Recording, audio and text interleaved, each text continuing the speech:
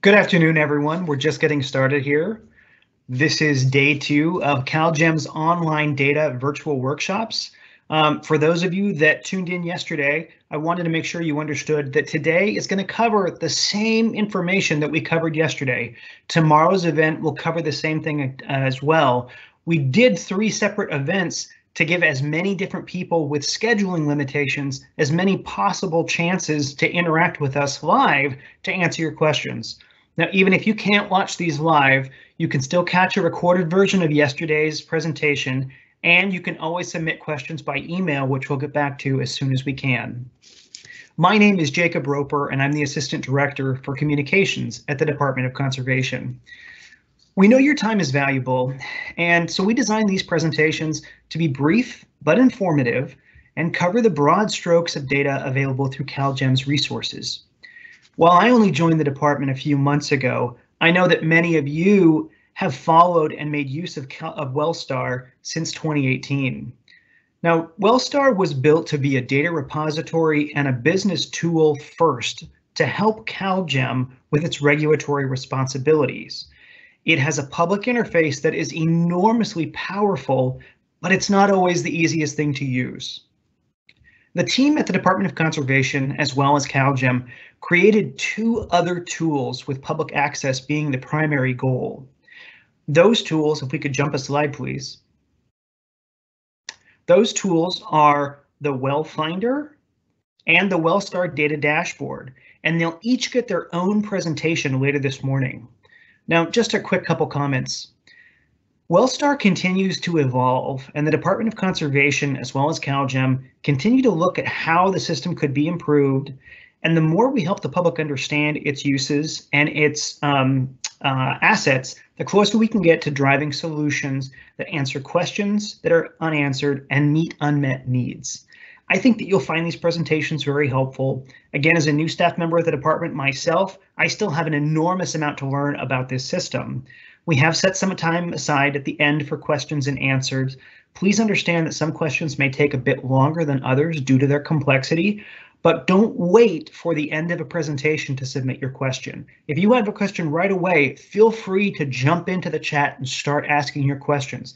That'll give us the maximum opportunity to get back to you during today's presentation. Now, if we could forward a slide really quickly, I want to cover some of the basics about CalGEM. CalGEM is one of 4 divisions at the Department of Conservation. Its priorities are protection of public health, safety, and the environment in its oversight of oil, natural gas, and geothermal operations in California. It has 4 geographic districts, 5 offices across the state, 300 employees, and a budget of around $100 million. Next slide, please. CalGEM regulates what we call the upstream of the oil and gas industry, or resource extraction before it's refined. California is actually the 7th largest gas producing state. It produces about 400,000 barrels a day. But actually today we process more permits to plug wells than we do to drill new ones. Now, if we could skip one more focus, if we could forward one more slide, please. We also have a number of online resources that exist aside from today's presentation. There's an online data webpage with all of the tools that'll help you understand our resources in one space. There's a reference guide that's downloadable as a PDF. There are YouTube tutorials, as well as links to data portals. And as always, we want to put the offer out there that if you're looking to do a deeper dive in the data and you're having trouble, please contact us, because we'd like to set up a time to work with you directly to help you with that dive. Next slide, please. So let's get it started by covering Well Finder, which is one of those 2 other tools developed by CalGEM, and let's hand it off to Tay to do the presentation. Thank you, Jacob. Hello, my name is Tay Kim, and I'm an analyst for the CalGEM GIS unit, and I'll be demonstrating the functionalities of Well Finder with you today. The GIS unit has various sources for everyone to view and access CalGEM data, especially including the State Geo portal. This website provides data in different formats, such as shapefiles and map services for everyone to utilize, as well as capabilities to preview the map and table formats. Another one we have is the GIS mapping webpage on the DOC website. And finally, we have WellFinder, an interactive map viewer, which today's demo will be focusing on. Most CalGEM spatial data are extracted from WellSTAR database and is updated nightly. I will now share my screen with you to first orient you to the Division's online data portal.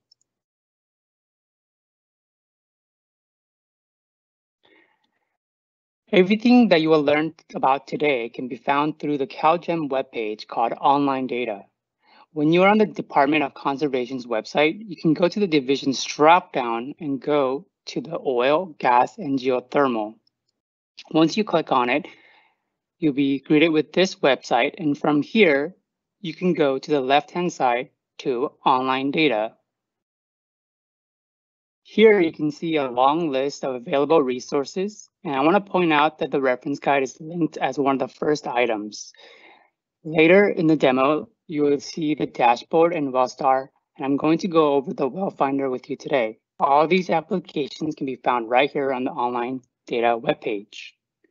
Let's move on to some of the available data functionalities in WellFinder. WellFinder is an interactive map viewer that allows and displays oil, gas, and geothermal spatial data that users can view, search, and download CalGEM data, as well as connect to other CalGEM data applications. Most of the functions for viewing and searching are on the left-hand side of WellFinder application. You can find all the data available under the Layers tab. Some of the most frequently used data include well, facility, notice and permit, city, county, and legislative districts. The wells are symbolized by well type and well status. You can view these symbols along with their corresponding meaning when you expand the layers on the list. Next, I want to introduce you to some of the data searching tools. There are several ways to search for a well-related information. I will take you through a few examples and show you how you can connect them to other applications like WellSTAR and Data Dashboard. The most direct way to search is to know if you know the specific information such as ID for a well or a permit number. In this cases, you will want to use a search by attribute option. If you know the ID for a well, you can type in the well API, which is a unique 10-digit code. And if you click on search, the map will take you to the exact one. This one is in Huntington Beach. If you do not know the specific information you are looking for, but have a general idea, you can try search by shape. This will be most helpful to you. For example, if you're interested in finding out how many wells there are within, for example, the city of Costa Mesa near LA, you can go down to the cities layer and turn that layer on and orient yourself to city of Costa Mesa near LA. Here, it helps to turn off the well layer for visibility's sake. Once you locate yourself Costa Mesa, you can click on by shape and select features by the freehand tool and start to draw the outline of city of Costa Mesa. A rough outline will do just fine. Once you're completed with the drawing, you let go of your cursor and click on search. As you can see on the bottom attribute table, it has been filled with all the wells that are within the boundary you drew. Here there are 420 wells. From here, you can click on individual wells in the attribute table that can be directed to the map, like so. You can also click on the export button on the right-hand side, and it will let you download the set data onto your desktop as a Microsoft Excel or a CSV file. Here, I'd like to point out that once you click on the clear button and click on clear all, it will clear your search. Don't forget to turn back on the layers you deselected and turn off any layers that you have previously turned on. Another tool I'd like to talk about is the search button up here. My next example is helpful when you are searching for features near a specific location. Say you want to know if there are any wells near a bird refuge in Santa Barbara. We can look up the bird refuge by first using the search bar tool on the top. The one I had in mind for this example is the Andre Clark Bird Refuge. As you can see, it will pre-filter the one you had in mind, and once you click on it, the map will take you there. Here, you can use by shape, and if you are curious to know, for example, any wells near the bird refuge of 2,500 feet, you can fill in the buffer zone and click on the select by point and drop a point down onto the map. As you can see, it drew a round circle of 2,500 feet buffer, and once you click on search, it will give you the result. In this example, there are no wells near the bird refuge. However, if you want to add any more searches, you can also click on Add to Existing Results and click on a point elsewhere and click Search. It will now combine both their searches into the same attribute table. Once again, you can click on the Clear button and clear all. There are a multitude of select options from square, circle, dot, freehand, and more. I would like to now go over the Zoom to Field tool. Here's a tool that you can use if you want to zoom to an oil field that you had in mind. For example, you can type or scroll to the exact one you had in mind, or you could type in the exact one. In this example, let's go to Lost Hills in Kern County. The map will pre-select and highlight the field to let you know that it's zoomed to the right one. From here, you can go further into your search by choosing well type and well status by going to the top of the bar and click on checkbox filter. Here, you can choose which ones to allow on the map. By clicking on the well status, it will deselect all the options. For example, if you're interested in looking at oil type of oil and gas that are new and active, you will check those on and click apply. Now you will see that it only has those two type of well and well status. You can also click on the individual wells and it will be a pop-up that pops up.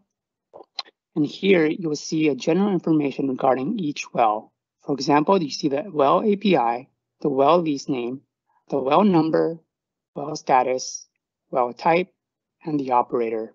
There are also links at the bottom of each pop-up message that will take you to other CalGEM applications, including the dashboard pages, the WellSTAR web browser, and the well record page.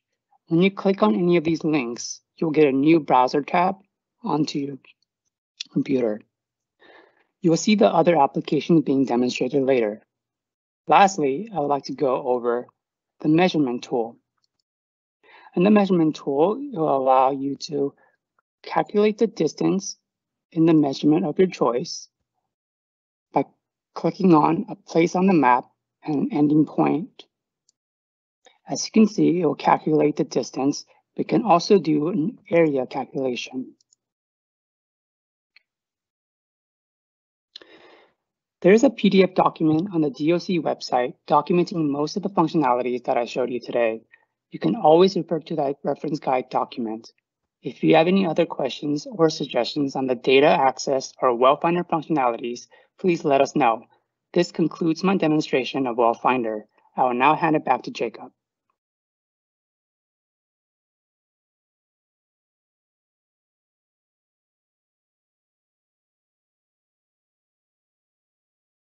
You're on mute, Jacob. Thank you, Tay. I noticed that in one of the questions submitted, we had someone ask, will the actual presentations be available for download?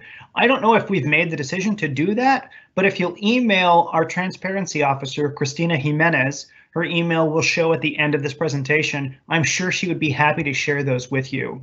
Could we forward a slide, please?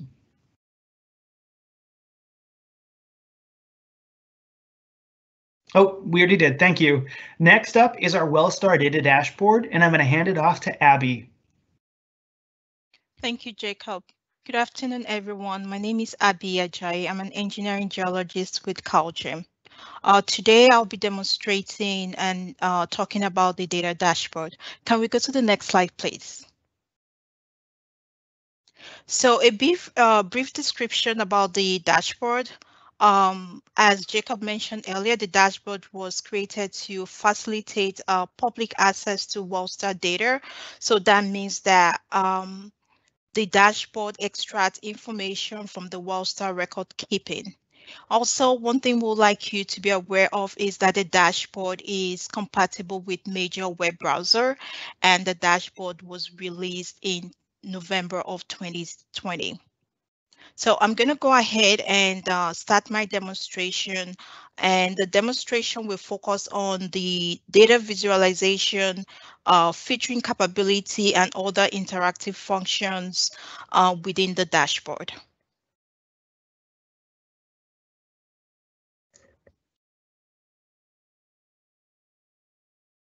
So I'm going to start from the web page for the dashboard.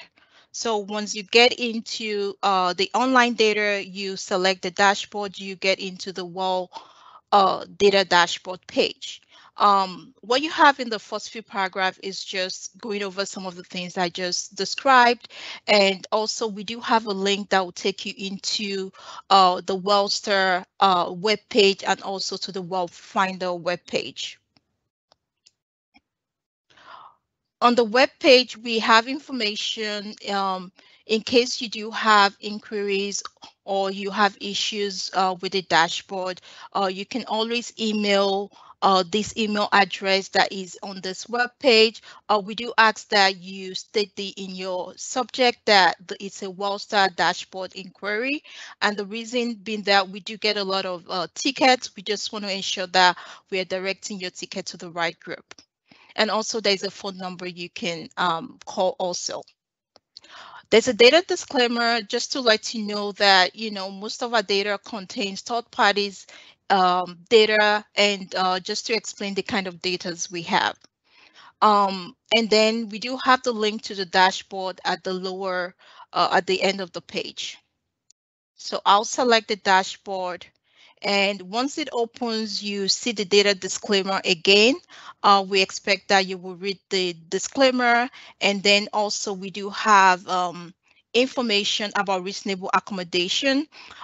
Please bear in mind that when we were designing the dashboard, we do have ADA in mind. We made the design compatible as much as possible with ADA, but should you have issues, you can always email or call our EEO officer. So once you read the data disclaimer, you can we expect that you acknowledge so you can get into the dashboard landing page. And I'll familiarize you a little bit about the landing page. One of the important things I want you to know, focus on is the data last update dates. This will always tell you when last the dashboard has been updated, so you know how recent the data you're viewing. Also here, we do have a quick training guide, which we call the Quick Start Guide. We do have this so that you can quickly, access information on how to navigate through the dashboard. Also, we do have, when you click on the icon here, it takes you back to our web page. Also, we do have some other links on the landing page. The link here will take you to the historic production bulk download. Once you click this takes you to the file requests page, and you can see that has been pre-selected for you. Also, we do have the post 2018 historic production bulk download. If you're interested in that, when you click on that, that will take you to our WellSTAR platform, which Jeanette will be talking more about. Then we do have a list of API wells that have changed if you're interested in viewing that. Now, concerning the content that we do have in the dashboard, right now we have 8 content available in the dashboard. We do have the well information, the production of volume, the well injection volume, historic production volume, We have permit information, underground gas storage, well stimulation application permits, and we do have well stimulation disclosure. We know that this is a limited content right now, but we are working on adding more content in the future. So for today's demonstration, I am going to focus mainly on the well information because the well information, the design layout is very similar to all the other pages within the dashboard. And we purposely made this so that it can be user-friendly. Another demonstration will be the well production volume and the yearly production volume. I'm just going to demonstrate just so that you know the difference between the two. So I'll jump right into the well information. In the well information, to your top left-hand corner, you will see three stacked links. The home link will always take you back to the home page. And then we have the user guide. The user guide is very specific to the page you're looking at. Right now, you're on the well information. So when you click on the user guide, it's very specific to well information, and it describes everything that I am describing in this presentation. We do have the glossary page. The glossary page contains a frequently used term. You will find definitions for well status, well types, just those kind of information that we frequently use within CalGEM and that we use within the dashboard. And then last but not the least, on the left-hand corner, we do have the advanced filter. And I'll talk briefly about the advanced filter. The advanced filter, I want to point your attention to the clear filter and the hide filter. On the clear filter, this will reset the dashboard, and the hide filter is after you make your selection, you can always hide the view, your selection, so you can be able to see what you have selected. So the advanced filter allows you to customize. You can type in the API, and you can do a partial type also. And you can select the API that you're interested in looking at. You can select this, and I'll do hide filter, and then I get the information. And I'll do clear filter, and that's reset everything back. Also, you can also do a filter by, if you're interested in finding if the well is onshore or offshore, you could do by county. We do have all the 58 counties in California. So if somebody is wondering if there's well in their in their county, they can always come here and select. So I can select here, and we have 0. That means there is no well that has been drilled in this county. So I'll do clear. And I'll jump in to talk briefly about the design layouts. Right here, we have the donut chart, we have the bar chart, we do have the Bing map, and we have the table grid. I'll start by talking about the donut chart. In the donut chart, there are two information that you can get from the donut chart. The default is by the count of well by well type, but you can also get the count of well by well status. You just need to toggle it between the two. So right now I am in the count by well status, and I can go back to count by well type. One of the things I can do here is I can also filter from here, though I do encourage that you filter with the advanced filter, because that way you have a better control of what you're selecting. So if I do select oil and gas, so you can see that the number here actually changes to the number of well count of oil and gas type well that we do have in California.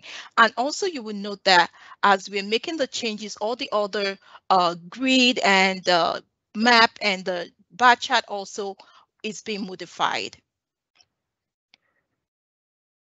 And you can always click back in, and that resets everything. So the bar chart, for the bar chart, we do have two information here that you can get also. You can get information about well count by spot date, and you can get well count by status change dates. And one of the cool things you can do with most of our information that have dates, you can always drill down. If I'm interested, I can drill down to months, and that drills down to month. And once you drill down, you can actually focus. So once you focus, you can take a screenshot if you're interested in taking the screenshot.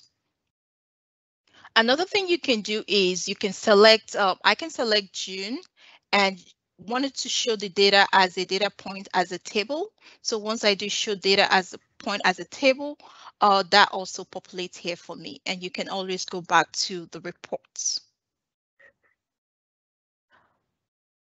And I can drill back up.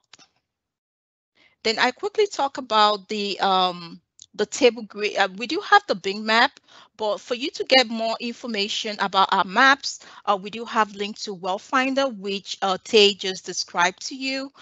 So once you click on the link for it takes you to a pre-selected well that you chose. And also we do have links to the well record request. This is for our legacy documents. So if you're interested in seeing our legacy document associated with this well, you select the link and that takes you to our file request. Another cool thing that you can do with the table grid is you can actually sort this. I can decide that I want to have all active, so I can sort it in ascending order or descending order. So I'm going to go back to home and jump into the well production volume. So for the well productions, the volume, the layout is similar. We do have tables, we have bar charts, and we do have the user guide. This user guide is specific to well production volume. And we do have the glossary page on each of the page so that will be easy for you to access at any point.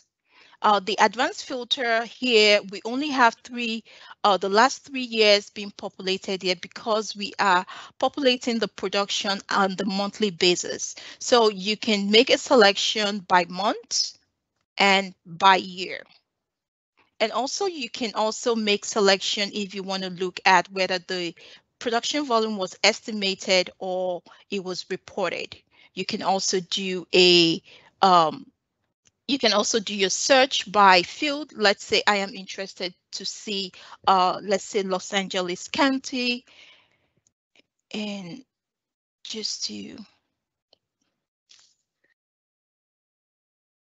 and so this shows me the Los Angeles field. And I can also go back to default. One interesting thing that you can also do here in the horizontal, there are horizontal bar chart. There are 4 information you can get from here. We have the oil, which is the default. You can get information about the gas production by just going to through each of the tab. Gas withdrawn, you can get information about water produced. One thing you can also do here is you can actually drill down. If I'm interested in 2020, I can drill down and break it down to quarters, and I can actually focus this and take a screenshot. And also you can break it down. You can break down the quarters also into months if you're interested in the month. Another thing you can also do is you can exclude. If I don't want February, I just want January and March, I can do exclude, and that shows me only January and March, which I can also, I can get it out as a table, and I'll have a table summary of Q1 January, Q1 for March, also for the month of March and the total. So I am going to jump right into the yearly production ICAP. This is a different dashboard. You can see it opens up to a different dashboard. And once you get into the landing page, you get to the data disclaimer, and also the reasonable accommodation information is there for your convenience. One thing I want you to notice here is the year that we do cover in this. This yearly production covers from 1977 to 2018. And also do note when last this data was updated. We update this data once in a year. The only reason why we will update this data in the middle of the year is if there is a major update to the production or injection volumes.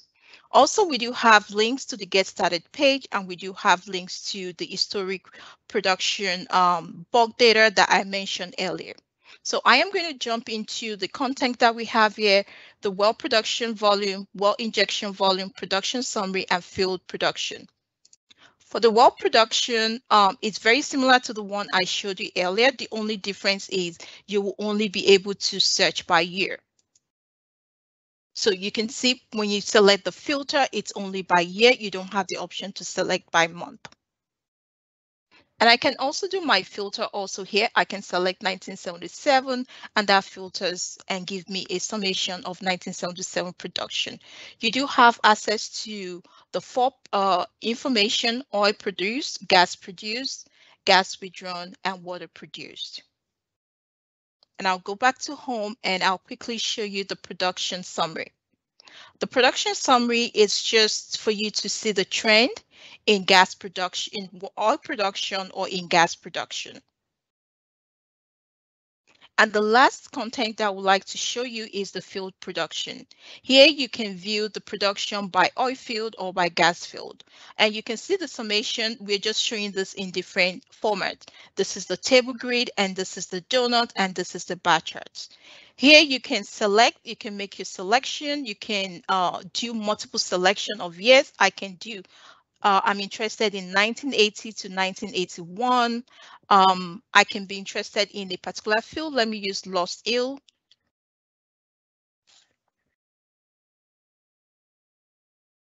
So this gives me the total production between 1980 and 1981 for Lost Hill, and I can toggle to see gas production also.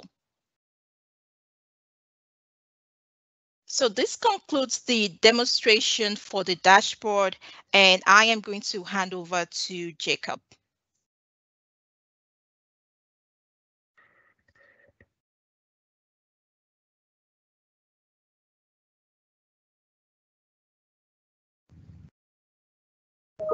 Thank you for that. We got a couple questions in the meantime that I wanted to address. Charlie asks, what could cause inconsistencies between the WellSTAR Data Dashboard and CalGEM's data file request page? Which is more accurate? I'm certainly not someone who can answer that question, but I will see if one of the CalGEM staff who is behind the scenes on today's production can answer that question for you. He also asked, can you export the full set of APIs as a table from the dashboard? Again, probably out of my realm, but I'll see if Abby can answer that question for you. In the meantime, let's move on to the main presentation of WellSTAR with Jeanette. Hello. This is Jeanette McCracken, and I'm just going to set up my screen share in just one moment.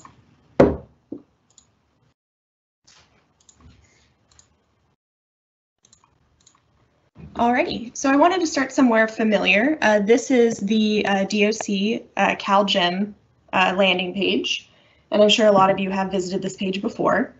So WellSTAR currently is a pretty popular place to go, so it shows up in our popular links, but a really consistent way to access WellSTAR going forward is to visit our online data tab. From here you can see all of our data sources that are available to you. And I think as Tay had mentioned earlier, here are some short YouTube tutorials that are available. They go over a lot of the same stuff I'm going to talk about today, just really quick 1 to 2 minute videos that give you tips and tricks on how to use WellSTAR. Additionally, we have this PDF reference guide, and that goes over basically everything that Tay, Abby, and myself covered today. So if you want something in print, there you go. So I'm going to go ahead and jump on to WellSTAR. So I'm going to click here. And you're taken to the WellSTAR home page. I clicked on the Wells link, which is why it showed me the Well list page first. So here I am in WellSTAR, and this is the home page. From here, it's going to give you some basic information about how to use WellSTAR, like utilizing the Explore Data feature here, and how to use tools to get bulk data. Just a quick aside about that. These are like large files that are .csv or .bak files, really intended for super users who want, big downloads of a huge data sets. And these are available for production injection and well stimulation records. So if I go back home, there's also a reference to going to Maps. If you click Maps and then Maps again, you're taken to what Tay demoed today. You're taken to WellFinder. And then additionally, here's a little blurb about where to get help, who to contact if you need any assistance, and then a link back to the CalGEM website. So what I'm going to talk about today is WellSTAR, and WellSTAR follows a lot of reoccurring patterns. So currently there are 4 capabilities or 4 topics that are currently in WellSTAR or data sets. We have underground injection control or UIC, we have wells, well maintenance, and well stimulation. And so all of these data sets follow similar WellSTAR patterns. So today I'm going to focus on the patterns and I'm going to use well as the subject. But I really want to give you all the tools you need so that no matter what data set you end up in, you're able to search and filter the data to meet your needs. So let's go ahead and jump to wells. So this is the wells list page. WellSTAR is made up of a series of list and detail pages. A list page is used to show all of the subjects of a specific type, so in this case, all of the wells. It gives you a specific set of criteria you can sort and filter on, and it includes the entire data set. For wells, the data set is so big, it does ask you to filter first. So in this case, we can filter by operator, district, county, lease, and field. So for an example, if we choose county, we can start typing. And it will let you, or it will auto filter down to like the relevant values that are available in our data set. And if you're just not sure, it will provide you a list of all of them. So you can always choose the one you're looking for and hit search. I tend to look at the data by district. So I'm going to go ahead and flip it over to our coastal district. A useful thing to keep an eye on when you're sorting and filtering on the list page is the total results. So here we can see we have about 27,000 results. So once you're in here, there's several different ways to sort and filter on the data in this page. The first one is this quick search bar. So let's say I want to look for, well, what this search and filter does is it searches on the first 3 columns here. So it searches on API, designation, and operator name. So if I know I want to search for everything belonging to ABA Energy Company, I can type in ABA, and here we go. Now I have all the 228 results from ABA. But maybe I want a more detailed search than that. So in that case, I have this advanced filtering option. And what that does is it pops out a field to search by in every column in the grid. And so let's say I'm just in Coastal District, I'm interested in all of their oil wells. So I can click oil, and now I can see that I have about 18,000 records. But what if I actually wanted to see the opposite? I wanted to see everything but oil and gas wells. This is where this little filter icon comes in handy. So you can sort and filter using a bunch of different terms. So in this case, it defaults to contains, so it's searching for anything with the word oil in it. But I can swap it to the opposite and say, actually, show me everything that doesn't have the word oil in it. And now I have about 8,000 records of the other side of the coin. I may also notice that I have this UGS project code column, and it's basically always empty. And maybe I just want to see the non-oil wells that are associated to a UGS project. Again, I can turn on my filter and I can switch it to is not null. So give me something, if there's anything in that column, give it to me. So now I have 185 results. Perfect. Beyond this, maybe there's a column that I'm not seeing that I do want to filter on. That's where this cogwheel comes in handy. So the cogwheel shows up on grids, and it allows you to see all of the available fields you could add or remove from the grid. So in this case, maybe I know a lease that I'm interested in. I want to see all of the UGS related wells in the Fernando lease.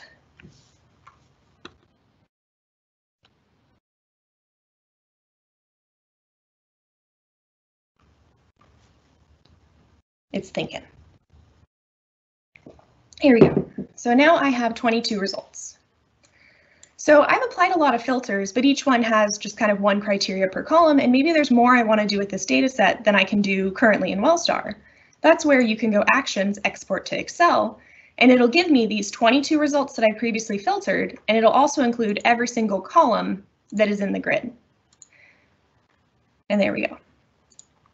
Another nifty thing you can do is we have this up here in the header, we call this the bulk selector. It allows you to select everything in the data set that you previously have filtered. And then we also have the ability to select individual records.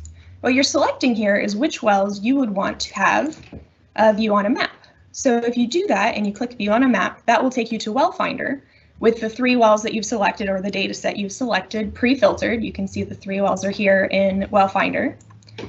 And my wells are highlighted for me.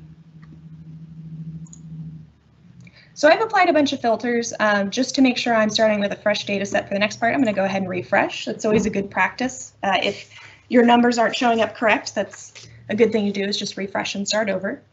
So I'm going to go ahead and filter by district again, and I'm going to choose coastal. And let's say that I have a partial API. I can't remember the full one, and I just remember that the API includes the numbers 3403. And so I'll do my search and I remember, oh great, it was Logalita 1. That's the one I wanted to look at. So WellSTAR has a hyperlink, and so that's going to take us off the list page and into a detail page. So quickly, the list page does have a lot of information, but WellSTAR has a ton more information that can be displayed on a list page. So when we click on this, we will be taken to the Logalita detail page.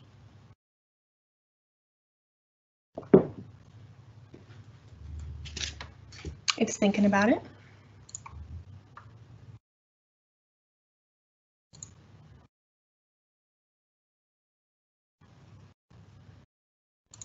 Let me just try refreshing one more time.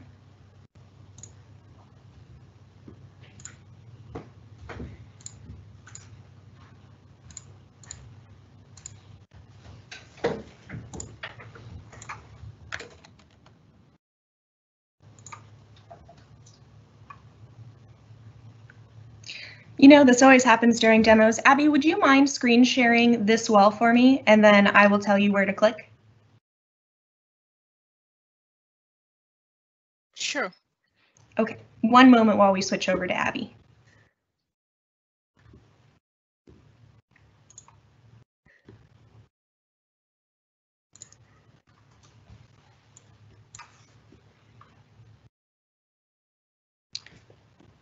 Okay. Can you please select Coastal District for me?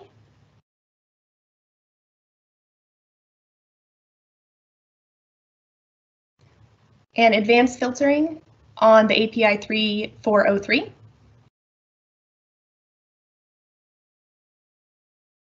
Oh, sorry, 3403. Thank you so much. And go ahead and select Logalita 1.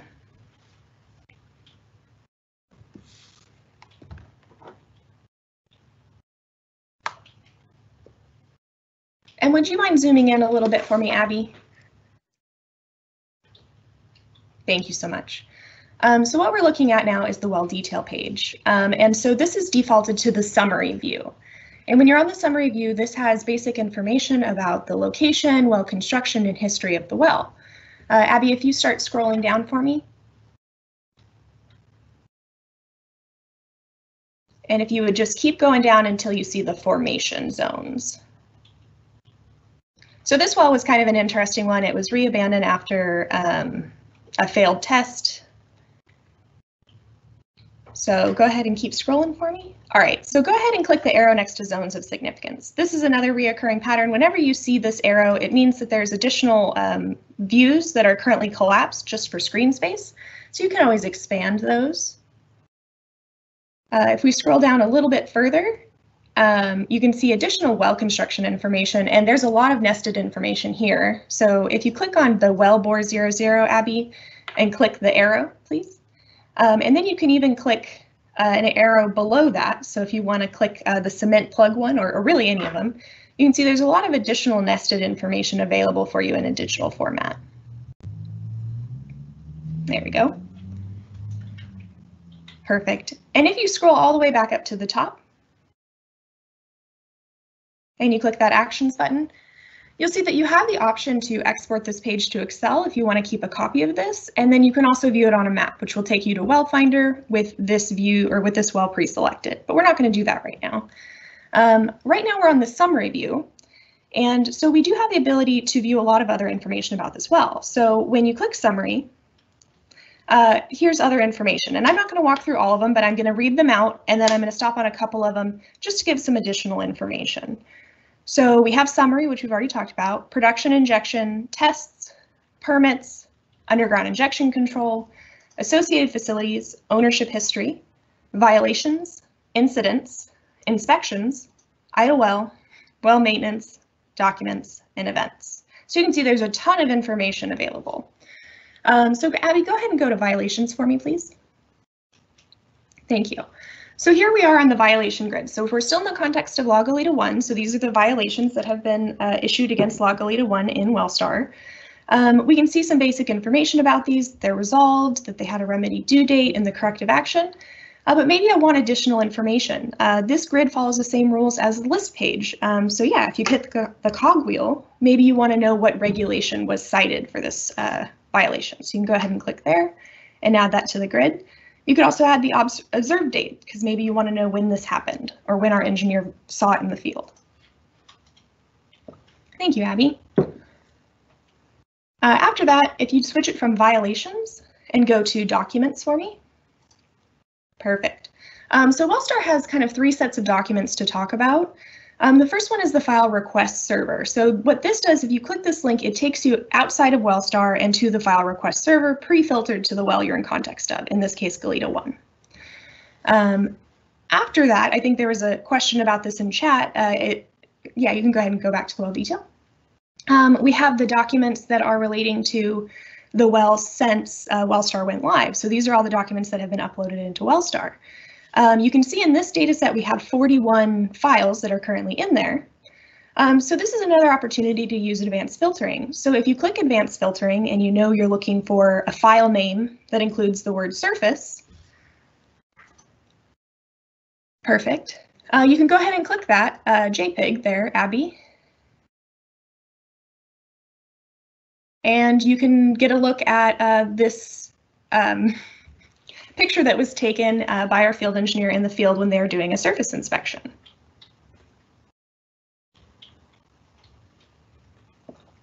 Perfect. And then if we scroll down a little bit more, there's another set of documents to talk about, and those are associated snapshots. So this takes a second for me to kind of describe how WellSTAR works. As Jacob mentioned, WellSTAR wears a lot of hats. WellSTAR primarily is our system of record. It's where we store our data, but it also is how we get data in, it's how we review data, and there is, auditing components to that. So when data comes into WellSTAR, it comes in a digital form. And so either some external entity or a CalGEM employee will fill out a digital form and submit it to WellSTAR. A reviewer then goes through and looks at the data and decides whether or not it's appropriate to write it to our data set. There may be errors that need to be corrected, in which case they would return it to the submitter and say, fix this first. But we do a review. And so what happens in WellSTAR is when you submit a record and when you accept a record, it takes a snapshot of the form and the data as it was at the time of submit and in the time of approve. So you can see that for each form ID, there are 2 records. And I think it's a little more clear if we scroll down a bit, Abby, to the well information form. There's a lot of tests uploaded here. But if we look at the well information form, we can see the one ending in 36, we see a submitted and approved. And so if we're interested to see the approved snapshot for that, we can go ahead and click the view in line with that item. And we're taken to the form snapshot with all the form sections default collapsed. So if you're interested in something like the well information section, you can go ahead and expand that, or as Abby showed with the form information section, you can expand that. And then if you would like to take a copy of this, you can export it to PDF. And it'll default expand all the sections, and you get a copy of what's in there. So that's a little bit about the documents that are currently in WellSTAR.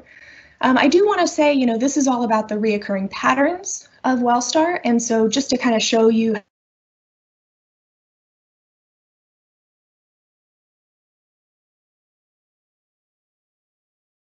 So here we are on the UIC list page. This data set's a little smaller, so you don't have to pre-filter it. You get the whole states data set. And from here, you have the same options to advanced filter and to add items to the grid by the cogwheel. And then if you were to click on 006, you're taken to a detail page for the UIC project, which again allows you to view additional data about the project, including changing the view from summary to view other information about the project. So hopefully this has given you some tips and tricks on using WellSTAR, and with that I'm going to hand it over to Jacob for the question and answer period. And thank you for your support, Abby.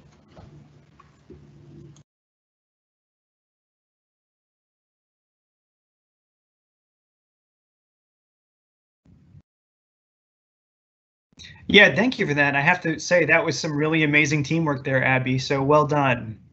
I noticed that in chat, a lot of people's questions have already been answered.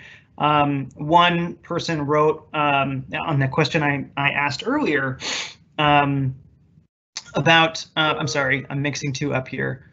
About the question I asked earlier about what could cause inconsistencies between the WellSTAR Data Dashboard and CalGEM's data file webpage. Abby responded that the data in the dashboard is updated nightly. So it could be that the more accurate data would be provided by the CalGEM data request website. Some other people have asked about the FTP server. I think that that's one of the more common questions that we get. The FTP server was put up in, I believe it was 2019, and unfortunately the Department of Conservation had to take it down and replace it with a file request system for two reasons.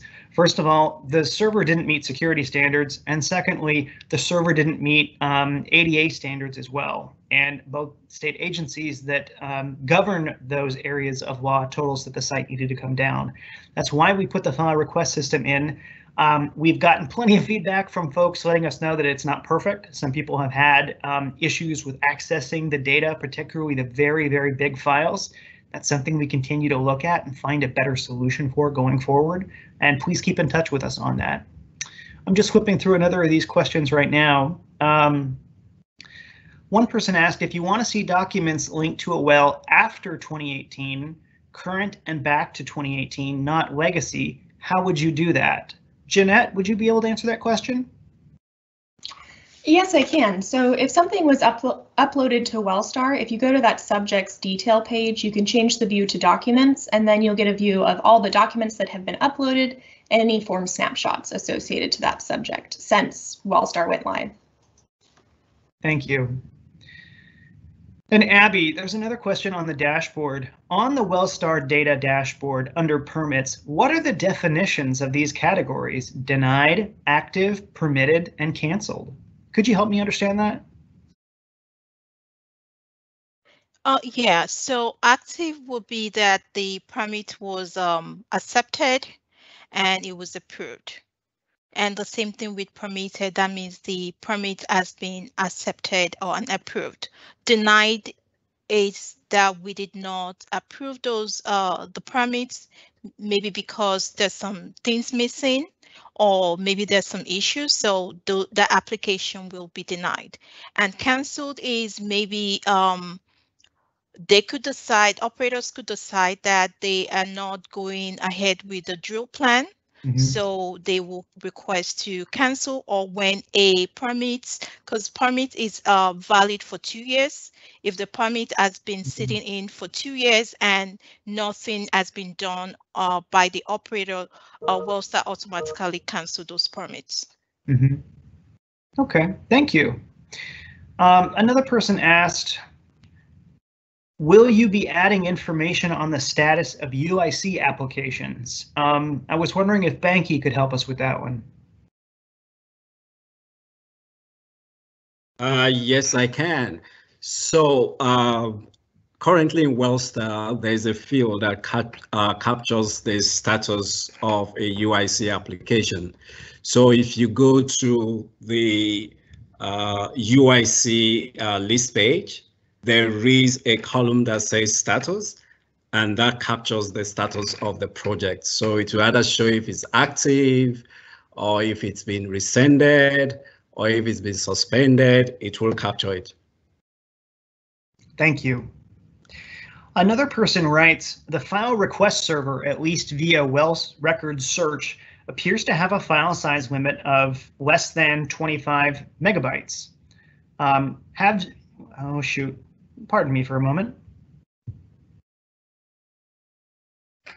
How can larger files be obtained? I've emailed the webmaster requesting several large files without response, and I believe that those larger files actually require a staff personnel at CalGEM to attach the file and send it back, and that can create some backlog sometimes. Jeanette, can you help me round out that answer? Yeah, I think those requests currently go to our webmaster, and then the webmaster does, I believe, send them via a box.com account, just because of the file size limitation. Okay. But that is something that we know is not happening as quickly as it needs to, and we're paying close attention to. Let me look at some other questions here.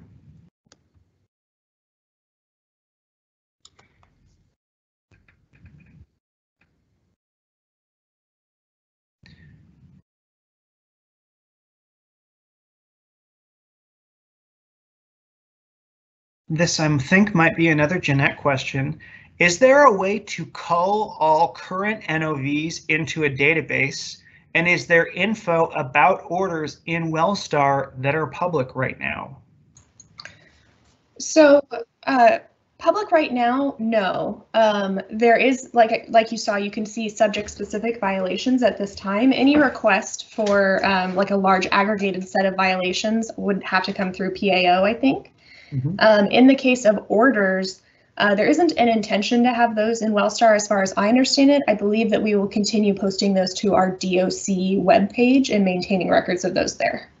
Okay, so that would be an accessible PDF file that goes on the DOC's website outside of the WellSTAR system. That would be my understanding, yeah. Okay, gotcha. All right, folks, well, we are running up on the hour here. Could you forward to the next slide, please?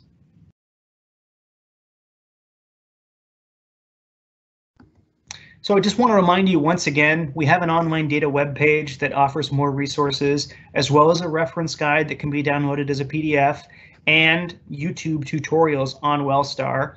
We hope this was a thoughtful and helpful presentation.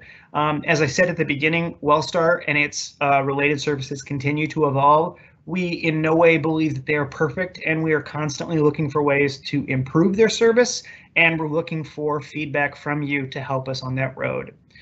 If we could forward one more slide, please.